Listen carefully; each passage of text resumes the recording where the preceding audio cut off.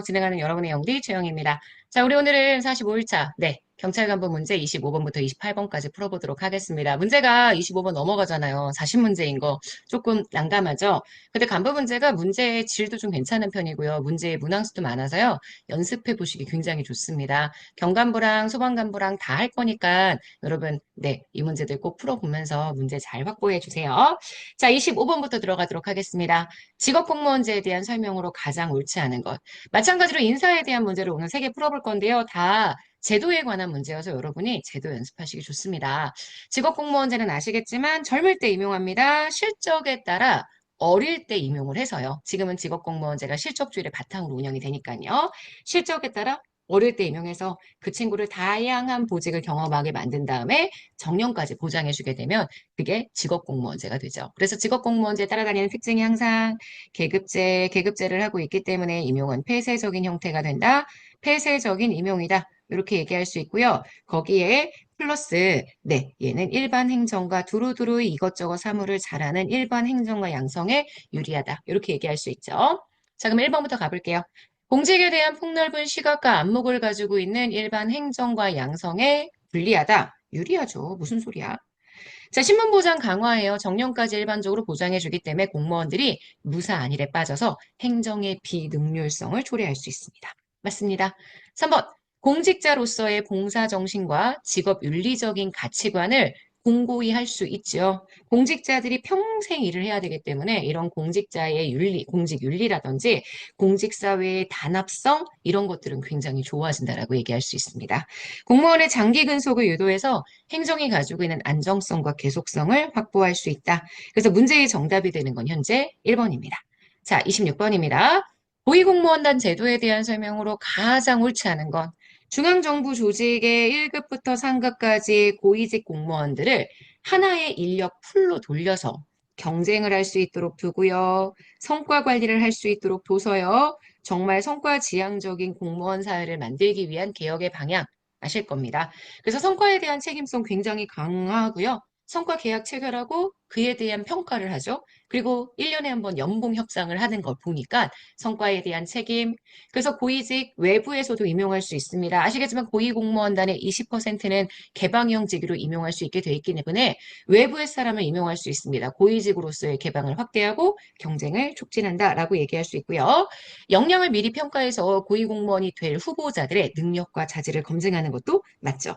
결국 1번, 2번, 3번을 다 이해하신다는 건 고위공무원단 제도가 가지고 있는 특징을 다 정리할 수 있다는 얘기입니다. 4번, 연공서열 중심의 인사관리를 강조하지 않습니다. 그래서 4번 X. 그래서 26번 문제의 정답이 되는 건 4번입니다. 자, 27번 갈게요. 공무원의 직위 해제에 대한 설명으로 가장 옳지 않은 것. 직위 해제, 직권 면직 두 가지 제도에 대해서 굉장히 여러 가지 공부들을 하시는데 너무 스트레스 안 받으셔도 됩니다. 아시겠지만 직위 해제는요. 직위만 해제됩니다. 공무원의 신분은 가지고 있지만 직무를 수행하지 않는 형태. 그래서 요거는 마치 징계처럼 보이지만 징계는 아니고요. 그래서 보통 일을 잘 못할 때, 금평이 안 좋을 때, 이럴 때 제가 직위 해제가 될 수 있다. 그리고 여러 가지 형사 절차 같은 것들이 진행되어서 회사 출근하기 껄끄럽다. 이런 것들이 보통 직위 해제의 사유가 될 수 있다. 그리고 직위 해제에서 조건이 또 부합하면 직권 면직으로 가는 경우도 있다. 이렇게 해서 정리를 했습니다. 해설제 법령 수록해놨으니까 법령 내용 한 번 더 읽어봐 주시고요. 국가공무원법에 해당하는 국가공무원법의 법령 내용은 저 유튜브에서도 했었거든요. 한번 쭉 정리해 주시는 게 여러분들에게 충분히 도움이 될 수 있습니다. 자, 그럼 1번부터 갈게요. 직위해제란 임용권자가 해당 공무원의 신분은 보존시키되 직위를 부여하지 않는 임용 행위를 말합니다. 맞습니다. 임용권자는 그래서 파면, 해임, 강득, 정직 다 좀 우리가 중징계라고 얘기하는 징계들이죠. 그 징계의 의결이 요구되는 자라면 지금 징계 의결 절차를 현재 진행하고 있는 사람들이라고 이야기한다면 그 경우에도 직위해제를 할 수가 있고요. 직위해제 요건을 이렇게 두 개만 보시면 될 것 같아요. 이런 징계 의결이나 형사 절차가 진행되고 있을 때 또는 근무 수행 능력이 부족하거나 성적이 나쁠 때 직위해제가 될 수 있기 때문에 여기가 틀렸습니다. 해당되지 않는다. 여기가 틀렸습니다. 4번입니다. 직위해제의 사유가 소멸되면은요, 네, 당연히 임용권자는 지체 없이 뭔가 기다렸다가 뭐 징계위원회 의결을 듣고 이런 거 아닙니다. 지체 없이 바로 직위를 부여해야 되기 때문에 지금 보시는 4번 맞는 선지입니다. 자, 문제에서 옳지 않은 내용은 3번 되는 거 볼 수 있을 거예요. 자, 그러면 28번으로 갈까요? 자, 신지방분권화의 등장 배경에 대한 설명으로 가장 옳지 않은 것. 저희가 앞에서도 한번 했던 것 같은데, 신중앙집권과 신지방분권이라고 있습니다. 우리가 얘기하는 신중앙집권, 네.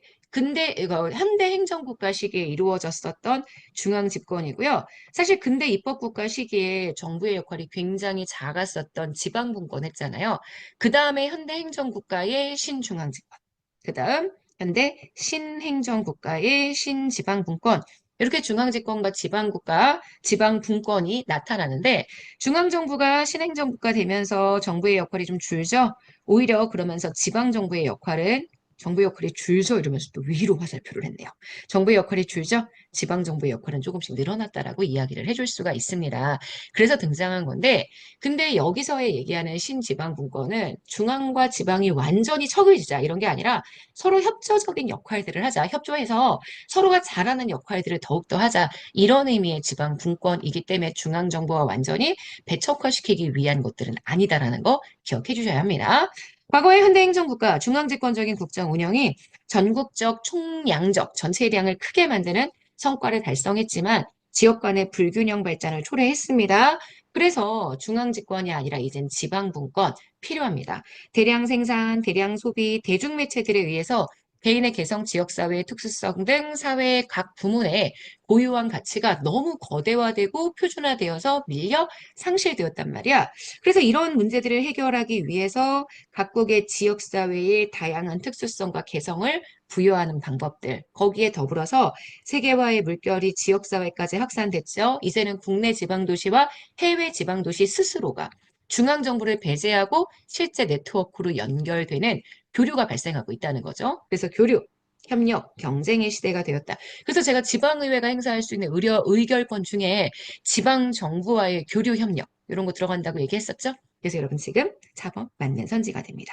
오히려 2번 교통이나 통신수단의 발달, 이동의 시공간의 단축, 주민의 생활권역을 넓히는 것들 이거는 신중앙집권이 발생했었던 근거이기 때문에 문제의 정답이 되는 틀린 선지는 2번이 되는 것 볼 수 있습니다.